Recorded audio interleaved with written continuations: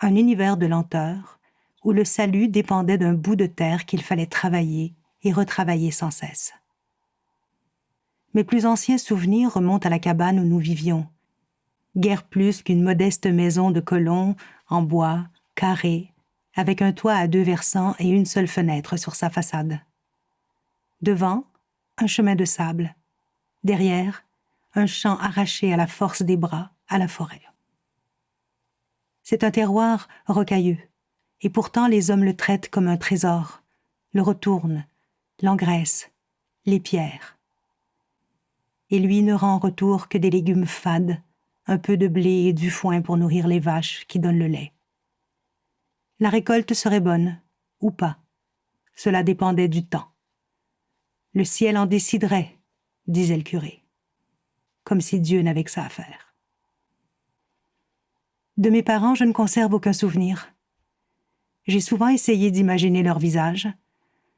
Mon père était grand, costaud et résolu. Il avait des mains puissantes. Ma mère était blonde, avec des yeux bleus comme les miens.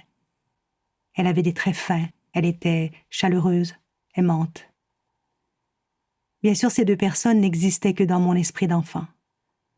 Qui sait à quoi ressemblaient mes géniteurs en vérité? Peu importe en fait.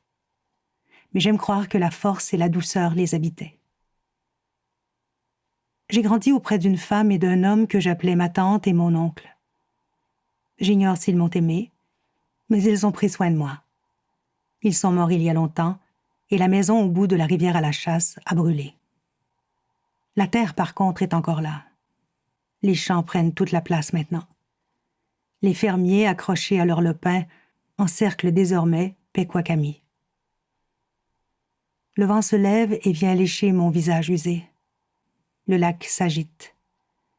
Je ne suis qu'une vieille qui a trop vécu. Toi au moins, mon lac, ils ne peuvent rien contre toi. Tu es immuable.